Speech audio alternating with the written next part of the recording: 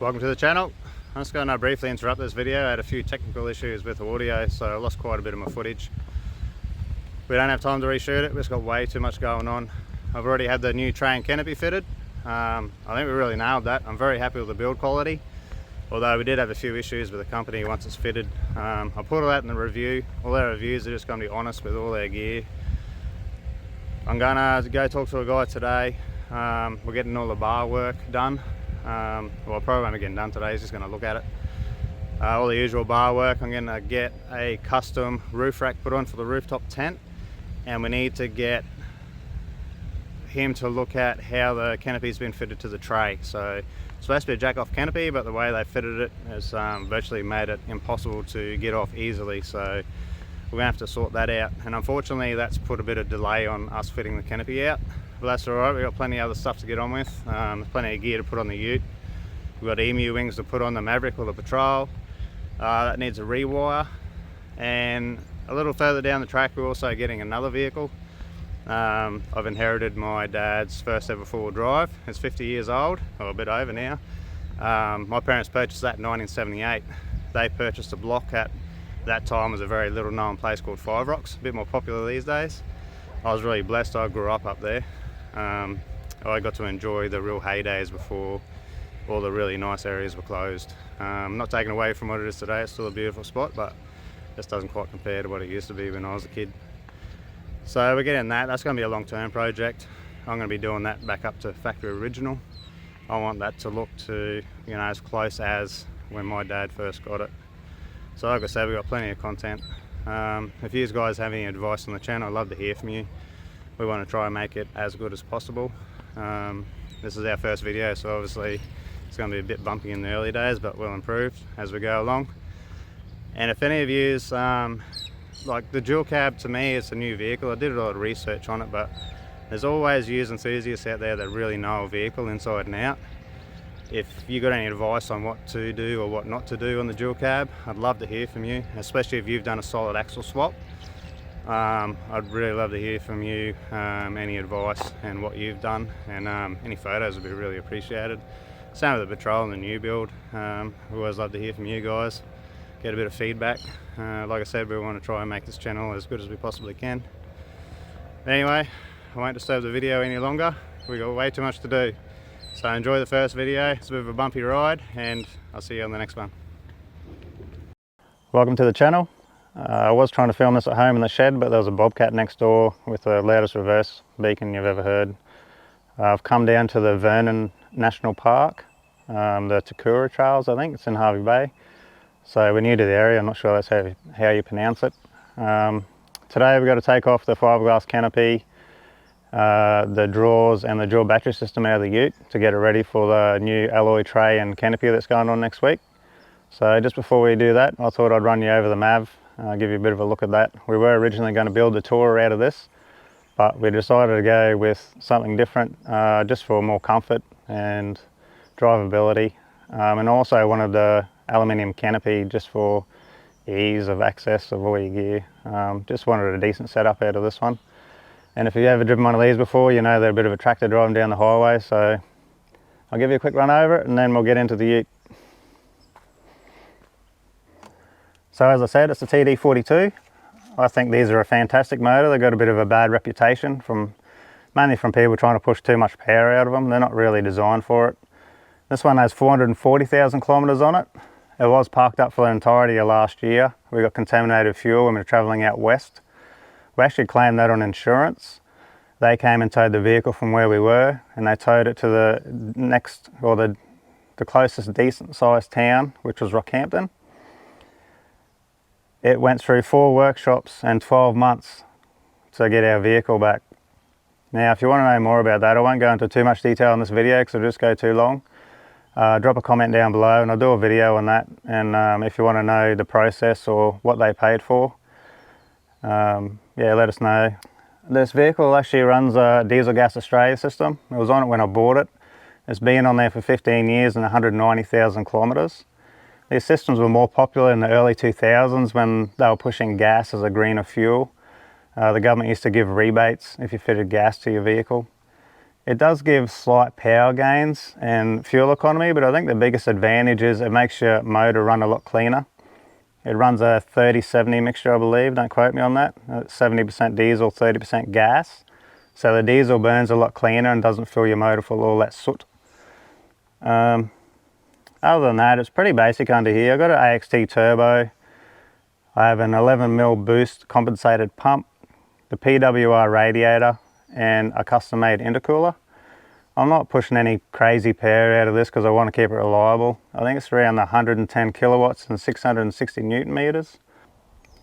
So I'll just give you a quick run over the Patrol or the Maverick, and then we'll head back and I'll give you a quick run over our new ute, and then I'll start on pulling the canopy drawers and the dual battery system out of it. You're down this other side. Like I was saying, this is the first time I've been in this national park, and I wasn't really quite sure what to expect, but it was all hard dirt roads until I come across a little puddle, and then I thought, I'm not getting out to lock my hubs in because that's too much work. And you know, bogged. So I got out up to my knees in the stinkiest water. It was really disgusting. And after 50 takes of doing this, it's just about dry. So under all that mud, it's pretty tidy. It is starting to blow out the usual corners and the windows there. I do have some emu wings at home. Like I said, we were going to build a tour out of this, so I've got them there from that.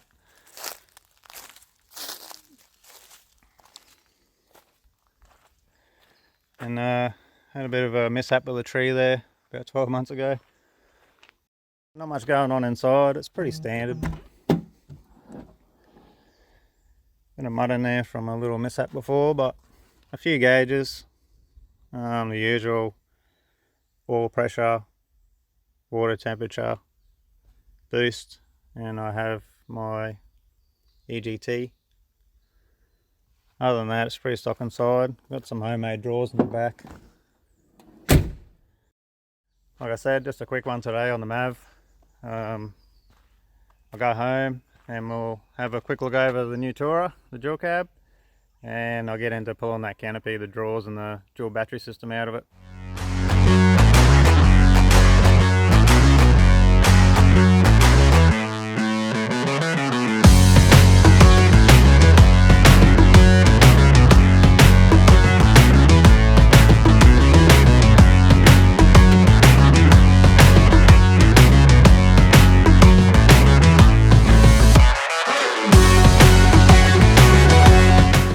Well, here it is, the 2009 4JJ1 Holden Colorado.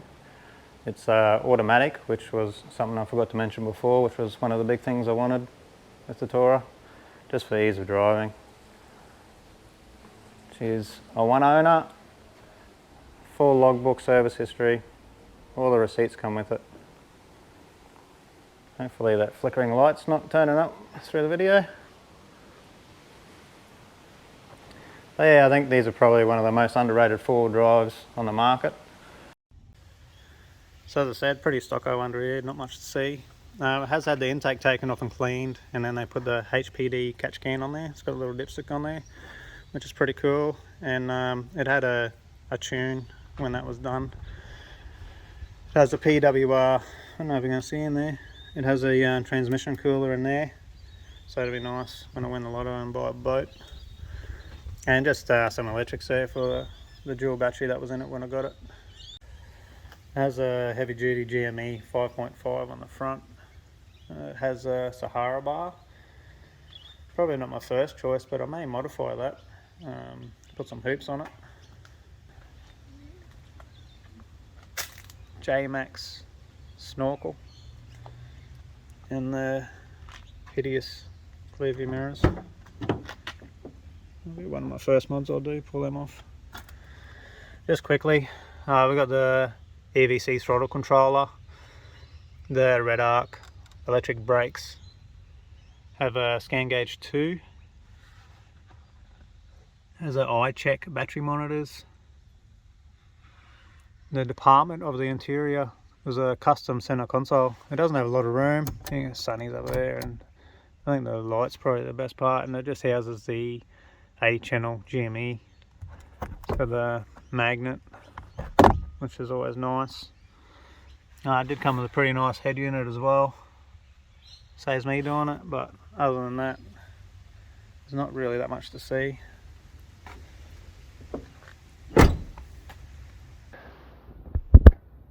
It's got that Alpha fiberglass canopy in the tub, so we're going to be selling the canopy.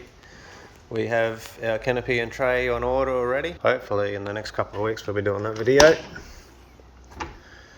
Little kick-ass drawer fridge. Don't know what I'm going to do with that yet. Might sell that too. I think we're going to go to Bushman's in the canopy, 80 litre. We got a nice set of ARB drawers in the back. I'm not sure if these are going to fit in the canopy, but we'll just have to wait and see.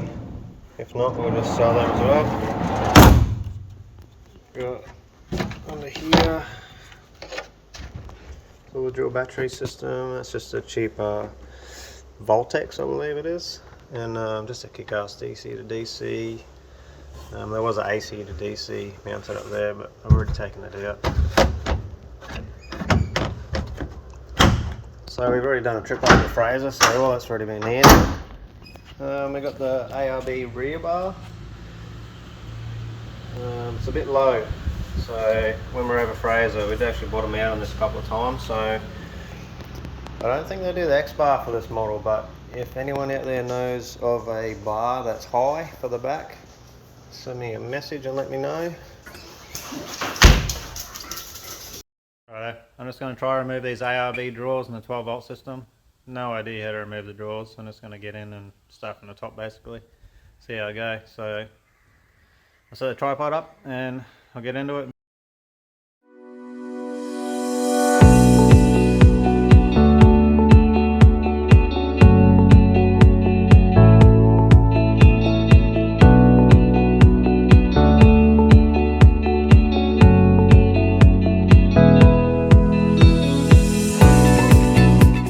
Well, that's a wrap for tonight.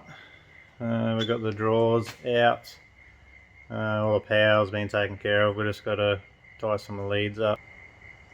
I just need to pull all this through, and then I'll have to zippy tie it to the chassis somewhere for when we drive down to Brisbane to get the tray and canopy put on. And then in the morning I just need to undo these, as far as I can see, these 6 bolts on the side, 3 each side, and I'll slide the canopy off and put it down the side of the house. So we'll get that done. I'll film that in the morning, and then our next video will be driving down to Brisbane and getting the tray and canopy put on. That'll be exciting. Looking forward to that. And then I'll be fitting that out, and then I'm not sure after that. We may be looking at the suspension or maybe a few engine mods. I really want to do the suspension as soon as possible so I can get out and start using it. Alright, well, I'll see you in the morning. Okay, just a really quick one. It's getting late and I'm doing a bit of a clean up in the shed. I just wanted to run over some of the gear we have that's coming for the Colorado. Where to start? We got the O-cam. That's the end opening hard shell rooftop tent. And down the bottom there is a 270 freestanding awning. I really like the design of them because the awning's designed to go onto the actual rooftop tent shell.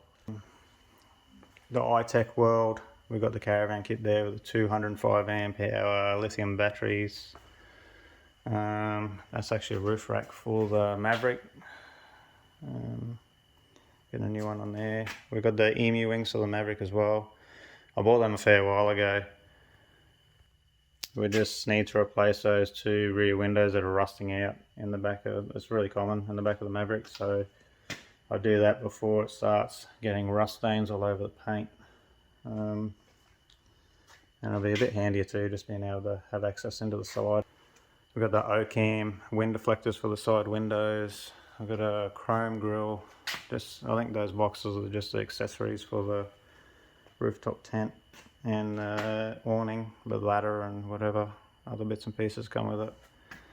Just some cheap work lights there for the back of the canopy, so like camp lights, reverse lights. Really excited about this one. This is a Psycho airbox. And also we have like aftermarket factory style rear view mirrors. We have the clear views on there at the moment, and I think they're a bloody eyesore. I hate them. So, and they're really annoying when I'm trying to get in the shed because it's a bit of a tight squeeze and I'm forever whacking the mirrors. Just some max tracks and just a fitting kit for that, and a few other bits and pieces tucked in there somewhere.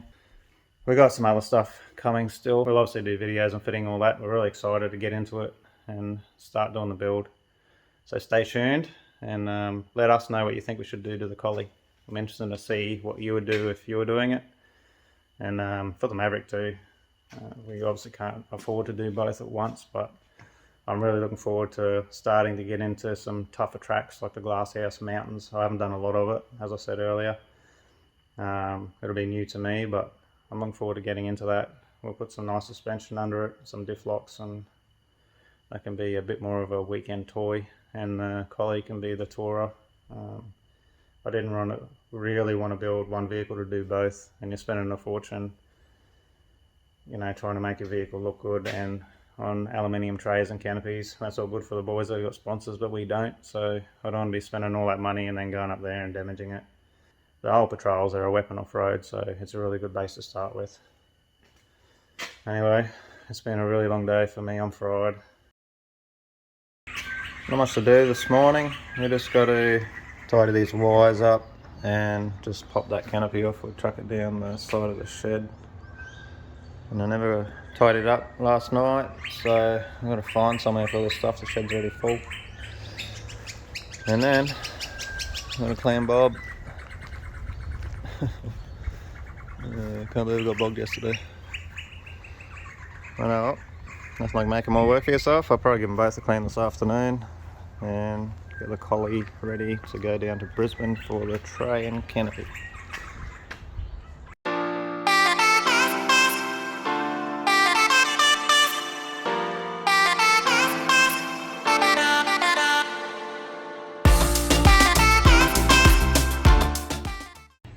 Alright, well that's all that done. So that's it for this video. Thank you so much for tuning in. I've got to wash that now. Awesome. I'll probably wash both. We'll be getting ready to head down to Brisbane next week. We're going to get the aluminium tray and canopy fitted. Really looking forward to that. It's going to be my first proper setup, so we're very excited. And then we'll come back and we'll start fitting it out. We got heaps of gear that's been turning up ready to fit, so stay tuned. It's a cracking day in Hervey Bay, so I'm going to get these two washed and hopefully head down the beach. Stay tuned for all of my outtakes. There's plenty of them. It's been a long few days trying to get my first video out. It's been a real learning curve, so thank you again for watching and have fun out in the tracks. So a fair bit of gear has been starting to turn up, which is cool. So a lot of the gear's been starting to turn up. What's the chances of that? Just kilometers. In saying that though, it was parked up pretty much for the entirety.